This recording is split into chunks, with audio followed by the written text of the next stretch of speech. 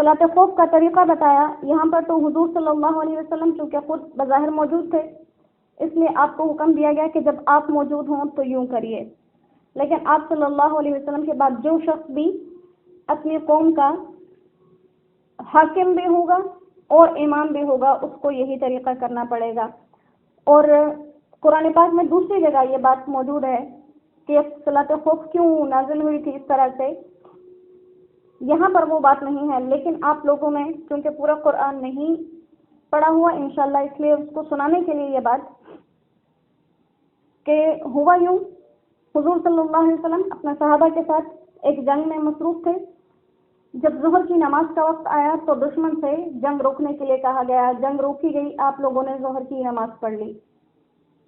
تو ان میں سے کچھ لوگوں نے کہا کہ ہم سے بے وقوفی ہو گئی، جب یہ نماز میں تھے تو ہمیں کیا ضرورت تھی ان کا احترام کرنے کی، ہم ایک ہی دفعہ ان پر حملہ کر دیتے اور ان کو قبضے میں لے لیتے۔ ان میں سے ایک شخص بولا کہ اس نماز کے بعد ان کے اوپر ایک ایسی نماز آنے والی ہے کہ جس کے بدلے میں ان کے اوپر گھوڑے دوڑا دیے جائیں گے، اس چیز کو تو پسند کر لیں گے لیکن اس نماز کو نہیں چھوڑیں گے۔ تو جب یہ لوگ اس نماز میں کھڑے ہوں گے تو ہم ان پر کیا کر دیں گے، حملہ کر دیں گے اور ان کو اپنے قبضے میں لے لیں گے۔ لیکن وہ جانتے نہیں تھے کہ وہ جس کے خلاف سازش کر رہے ہیں ان کا مددگار اللہ ہے۔ اللہ سبحانہ و تعالیٰ نے عصر کی نماز سے پہلے حضرت جبرائیل علیہ السلام کو بھیجا، حضور صلی اللہ علیہ وسلم کو بتایا گیا عصر کی نماز جب قائم کرنی ہے تو ترتیب یہ رکھنی ہے، کیونکہ دشمنوں نے ایسی چالاکی چلنی ہے۔ اللہ سبحانہ و تعالیٰ نے طریقہ بتایا، آدھے لوگوں کو اپنے ساتھ نماز میں کھڑا کیجیے، آدھے دشمن کے مقابل کھڑا کیجیے۔ 2 رکعت چونکہ پڑھ لی تھی آپ نے، قصر کی نماز تھی،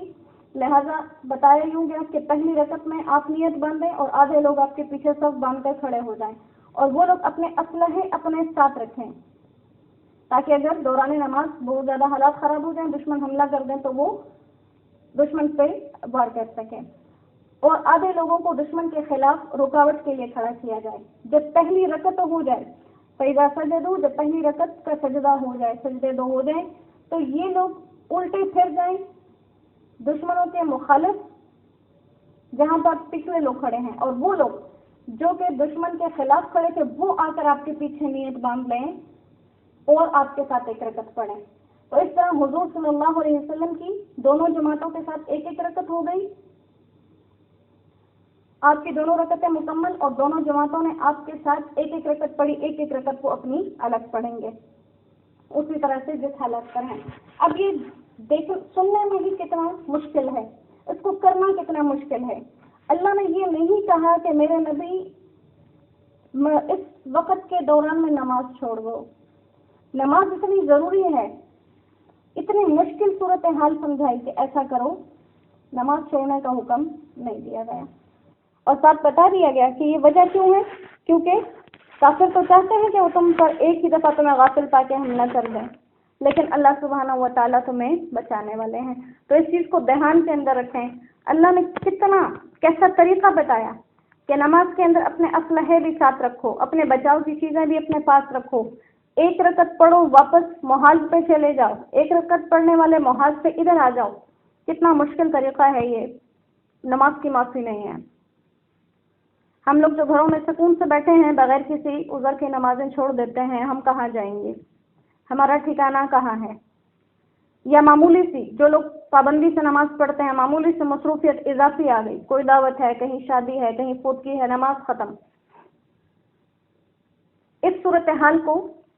جب آج کے بعد اذان ہو تو ہم ایک دفعہ سوچ لیں وہ کون سی صورتحال تھی جس میں اللہ نے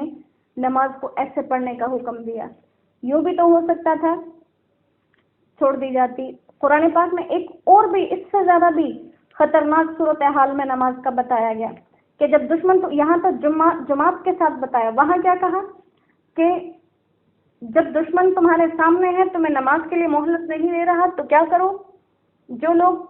گھوڑوں سے اتر سکتے ہیں تو گھوڑوں سے اتر کر نماز پڑھ لیں، اگر دشمن اتنی بھی مہلت نہیں دے رہا، گھوڑے پر بیٹھے بیٹھے جو پیادہ ہیں وہ پیادہ اپنے رخ قبلہ کی طرف کر لو اور نمازیں باندھ لو، جماعت کی ضرورت نہیں ہے۔ لیکن اگر دشمن قبلے کی طرف منہ بھی نہیں کرنے دے رہا، جس طرف تمہارا منہ ہے، چل رہے ہو، پھر رہے ہو، بھاگ رہے ہو، نیت باندھ لو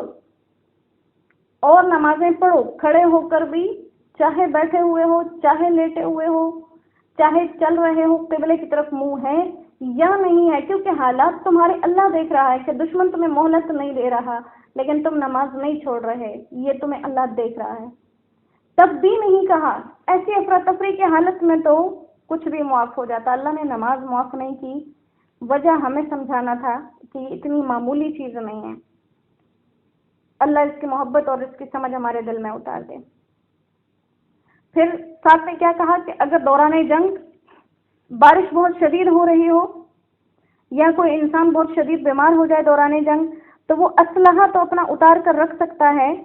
لیکن اپنے بچاؤ کی چیز جس کو ڈھال کہتے ہیں، بچنے کا سامان وہ نہ اتارے، اپنی زرے، اپنی ٹوپی وغیرہ، تاکہ دشمن اس پر انجانے میں حملہ نہ کرے۔ اور کہا کہ دنیا میں تمہیں تو مشقت لگ رہی ہے لیکن تمہارے ساتھ اللہ کی مدد ہے، اور اللہ نے کافروں کے لیے رسوائی والا، ذلت والا عذاب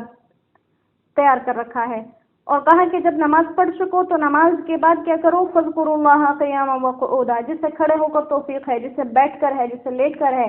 اللہ کا ذکر کرتے رہو۔ جب حالت اطمینان والی ہو جائے، اطمینان آ جائے، جنگ ختم ہو جائے، تو پھر نماز کو ویسے قائم کرو جیسے اس کا حکم ہے، کیونکہ اہمیت بتا دی، ان الصلاۃ کانت علی المؤمنین کتابا موقوتا، نماز مسلمانوں پر مقررہ وقت میں فرض ہے، وقت گزر گیا، فرض ختم۔ یہاں پر حضور کو دونوں جماعتوں کے ساتھ ایک ایک رکعت کی جو ہے وہ ترغیب دی گئی، کیونکہ ایک وقت میں 2 دفعہ فرض تو نہیں پڑھا جا سکتا کہ آپ ایک جماعت کو 2 رکعت پڑھاتے پھر 2 رکعت پڑھاتے، لہٰذا اس کو بھی پورا کیا کہ آپ اپنے فرض کو مکمل کریں اور دونوں جماعتیں بھی آپ کے ساتھ شامل رہیں، کسی کو یہ افسوس نہ ہو کہ ہم حضور صلی اللہ علیہ وسلم کی امامت میں نماز پڑھنے سے رہ گئے۔ اور ساتھ میں مومنین کو ہمت بھی دلائی کہ تم جو تھک گئے ہو جنگ کرنے سے اور زخم پہنچے ہیں، تمہیں تکلیفیں پہنچی ہیں، بے آرام ہوئے ہو، تو پریشان نہ ہو اور کافروں کا پیچھا کرنے سے ہمت نہ ہارو، کیونکہ اگر تم جنگ لڑ رہے ہو، بے آرام ہو، تو کافر بھی تو بے آرام ہیں، اگر تمہیں چوٹیں پہنچ رہی ہیں تو انہیں بھی پہنچ رہی ہیں، اور اس پر کیا ہے کہ وہ شیطان کے لیے لڑ رہے ہیں، ان کے لیے اجر بھی کچھ نہیں اور تمہیں اللہ سے بہترین اجر کی امید بھی ہے۔ وَقَانَ اللَّهُ عَلِيمًا حَكِيمًا، یہ جو ہر آیت کے آخر میں کچھ الفاظ ہوتے ہیں، ہم سمجھتے ہیں یہ بس ایسے ہی لگا دیے، ایسے نہیں لگایا، اس کا سارا پیچھے ربط ہوتا ہے۔ فرمائے کہ یہ جو سب کچھ تم کر رہے ہو، کس کی نیت خالص ہے، کون اللہ کے لیے کر رہا ہے، کوئی دنیا دکھاوے کے لیے، علیمہ اس کے علم میں ہے، حکیمہ اس نے یہ ساری ترتیب رکھی کیوں ہے کہ جنگ میں بھی نمازیں نہ چھوڑو، یہ کیوں رکھی ہے، اس کی حکمتوں کو بھی وہ جانتا ہے۔ اللہ سبحانہ و تعالیٰ یہ حکمتیں ہمارے دلوں میں بھی اتار دے۔ اِنَّا أَنزَلْنَا إِلَيْكَ الْكِتَابَ بِالْحَقِّ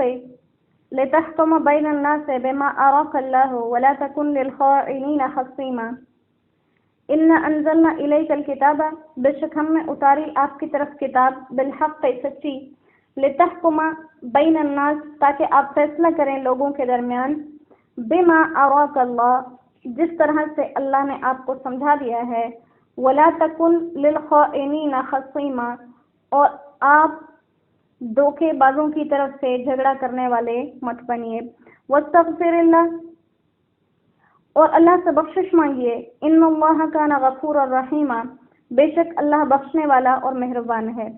ولا تجادل عن الذین اور مت جھگڑا کریے ان کی طرف سے، یختانون انفسهم جو اپنے دلوں میں خیانت رکھتے ہیں، ان اللہ لا يحب بے شک اللہ کو پسند نہیں، من کان خوانا جو کہ خیانت کرنے والا ہو، اسیما اور گنہگار، یستخفون من الناس وہ چھپتے ہیں لوگوں سے، ولا یستخفون من اللہ اور نہیں چھپتے اللہ سے،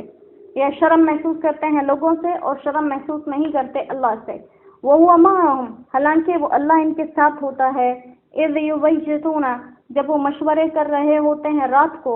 مَا لَا يَرْضَى مِنَ الْقَوْلِ ایسی بات کے بارے میں جو اللہ کو پسند نہیں، وَقَانَ اللَّهُ بِمَا يَعْمَلُونَ جو کچھ وہ کرتے ہیں اس کے اوپر اللہ محیطا قابو کیے ہوئے ہے، ہَا أَنْتُمْ هَؤُلَاءِ تم ہی وہ لوگ ہو، جادلتم عنہم فی الحیات الدنیا کہ جھگڑا کرتے ہو ان کی طرف سے دنیا کی زندگی میں، فَمَن يُجَادِلُ اللَّهُ عَنْهُمْ، کون جھگڑا کرے گا ان کی طرف سے اللہ کے سامنے یوم القیامہ، قیامت کے دن؟ اَمَّن يَكُونُ عَلَيْهِمْ وَكِيلًا، یا کون ان کا کارساز ہوگا؟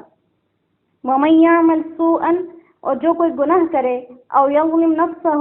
یا اپنے آپ پر ظلم کر دے، ثم یستغفر اللہ، پھر اللہ سے بخشوا لے، یجد اللہ غفور الرحیم، تو اللہ کو بخشنے والا مہربان پائے گا۔ وَمَن یکسب اثما، اور جو کوئی گناہ کرے، فإنما یکسبہ علی نفسہ، وہ اپنے ہی حق میں اس گناہ کو کر رہا ہے۔ وکان اللہ علیما، اللہ جاننے والا ہے، حکیمہ اور حکمت والا۔ وَمَن یکسب خطیئۃ، اور جو کوئی خطا کرے، او اثما یا گناہ کرے، ثم یرمی بہ، پھر اس کی تہمت لگا دے بریئا، کسی بے گناہ پر، فقد احتمل، اس نے باندھ لیا، بہتانا، ایک بہتان، و اسم مبینہ، اور واضح گناہ۔ یہاں پر بھی ایک واقعہ پیش آیا جس کے بارے میں یہ آیات آئیں، اور واقعہ ایک بہترین مسلمان صحابی کے ساتھ پیش آیا، اور منافقین نے کیا۔ منافقین نے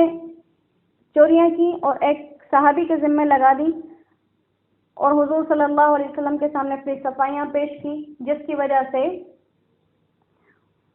حضور صلی اللہ علیہ وسلم منافقین کو صحیح سمجھے، اور اس مسلمان صحابی کے لیے خلاف فیصلہ دے دیا۔ اللہ سبحانہ و تعالیٰ نے ساری بات کھول دی کہ صحیح کون ہے اور غلط کون ہے۔